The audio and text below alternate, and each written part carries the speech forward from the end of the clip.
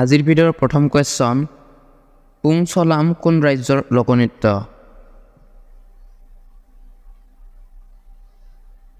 শুদ্ধ অপশ্যনটো হৈছে অপশ্যন নম্বৰ এ মণিপুৰ কোৱেশ্চন নম্বৰ 2 কোন চনত তেলেংগানা ভাৰতৰ 29 সংখ্যক ৰাজ্য হিচাপে পৰিগণিত হৈছিল শুদ্ধ অপশ্যনটো হৈছে অপশ্যন নম্বৰ ডি 2014 চনত কোৱেশ্চন নম্বৰ 3 জৱাহৰলাল নেহৰু বন্দৰ ক'ত অৱস্থিত শুদ্ধ অপশ্যনটো হৈছে option number b Maharashtra question number 4 কলিকতাৰ ভিক্টোৰিয়া মেমৰিয়েল কাৰ সময়ত নিৰ্মাণ কৰা হৈছিল শুদ্ধ অপশ্যনটো হৈছে অপশ্যন নম্বৰ সি লৰ্ড কাৰ্জন কোৱেশ্চন নম্বৰ 5 মণিপুৰে কিমান চনত পূৰ্ণ ৰাজ্যৰ মৰ্যাদা লাভ কৰিছিল শুদ্ধ অপশ্যনটো হৈছে অপশ্যন নম্বৰ এ 1972 চনত 1972 কোৱেশ্চন নম্বৰ 6 তাজমহল নিৰ্মাণ কৰিবলৈ কিমান বছৰ লাগিছিল শুদ্ধ অপশ্যনটো হৈছে অপশ্যন নম্বৰ ডি 22 বছৰ কোৱেশ্চন নম্বৰ 7 আনন্দ চন্দ্ৰ বৰুৱাই কোনখন গ্ৰন্থৰ বাবে সাহিত্য অকাডেমি বঁটা লাভ কৰিছিল শুদ্ধ অপশ্যনটো হৈছে অপশ্যন নম্বৰ ডি বকুল বনৰ কবিতা কোৱেশ্চন নম্বৰ 8 গৰমপানী অভয়াৰণ্য তলৰ কোনখন জিলাত অৱস্থিত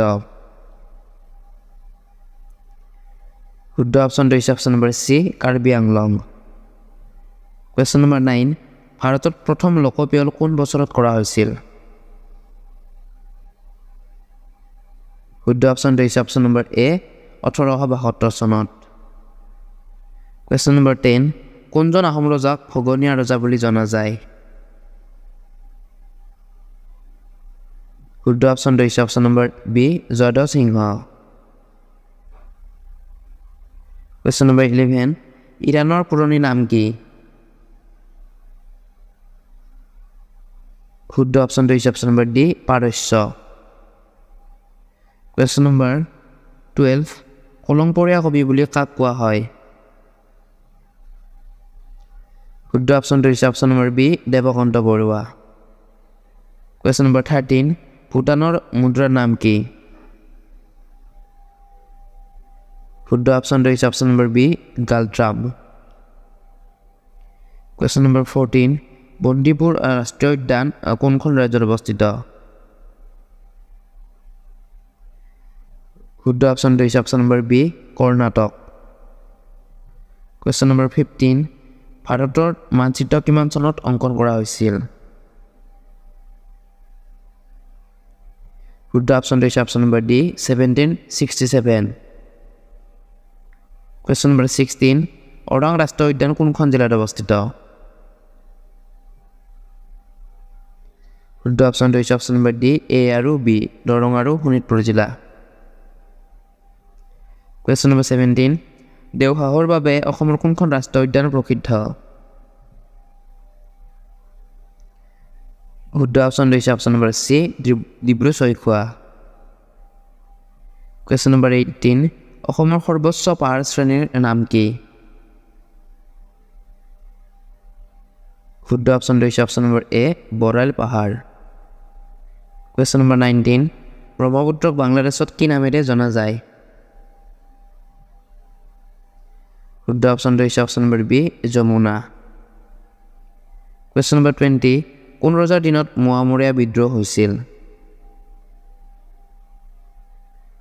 শুদ্ধ অপশ্যনটো হৈছে অপশ্যন নম্বৰ ডি লক্ষ্মীসিংহ সৰি এইটো স্পেলিং মিষ্টেক হৈছে লক্ষ্মীসিংহ হ'ব লাগিছিল শুদ্ধ অপশ্যন হৈছে অপশ্যন ডি লক্ষ্মীসিংহৰ দিনত মোৱামৰীয়া বিদ্ৰোহ হৈছিল কোৱেশ্চন নম্বৰ 21 চীনা পৰিব্ৰাজক হিউৱেন চাং কিমান খ্ৰীষ্টাব্দত কামৰূপ ভ্ৰমণ কৰিছিল এইটো স্পেলিং মিষ্টেক হৈ গৈছে পৰিব্ৰাজক হ'ব লাগিছিল শুদ্ধ অপশ্যনটো হৈছে অপশ্যন নম্বৰ চি 643 খ্ৰীষ্টাব্দত question number 22 Bulbul can sing চিনেমাখনৰ পৰিচালক কোন আছিল শুদ্ধ অপশ্যনটো হৈছে option number A Rima Das question number 23 doctor Bhupen হাজৰিকাদেৱে পৰিচালনা কৰা প্ৰথম অসমীয়া কথাছবিখনৰ নাম কি সকলোৱে নিশ্চয় জানে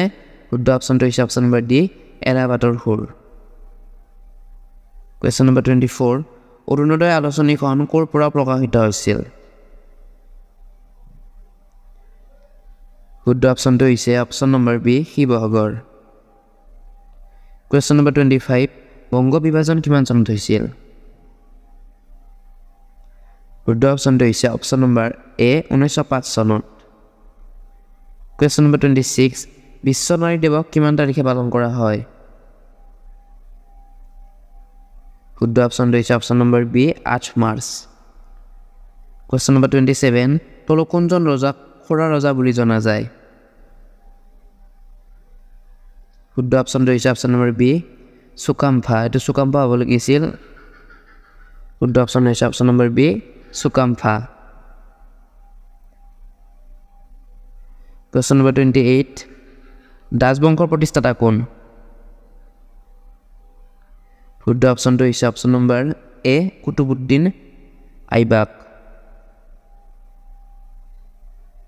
কুৱেশ্যন নম্বৰ 29 সূৰ্যৰ পৰা পৃথিৱীলৈ পোহৰ আহি পাওঁতে কিমান সময় লাগে শুদ্ধ অপশ্যনটো হৈছে অপশ্যন নম্বৰ এ 8 মিনিট কুৱেশ্যন নম্বৰ 30 আৰু আজিৰ ভিডিঅ'ৰ একেবাৰে লাষ্ট কুৱেশ্যন পাঠ পূজা কোনটো জনগোষ্ঠীয়ে পালন কৰে শুদ্ধ অপশ্যনটো হৈছে অপশ্যন নম্বৰ চি বড়োসকলে বন্ধু বান্ধৱীসকল আজিলৈকে ইমানেই আছিল যদি আপোনালোকে মোৰ চেনেলটোত নতুনকৈ আহিছে তেনে চেনেলটো ছাবস্ক্ৰাইব কৰিবলৈ একদমেই নাপাহৰিব আৰু যদি ভিডিঅ' চাই ভাল পাইছে তেন্তে ভিডিঅ'টো এটা লাইক কৰিবলৈ একদমেই নাপাহৰিব আৰু বন্ধু বান্ধৱীৰ লগত শ্বেয়াৰ কৰিবলৈ একদমেই নাপাহৰিব তেন্তে আজিলৈকে ইমানেই থেংকছ ফৰ ৱাচিং দ্য ভিডিঅ'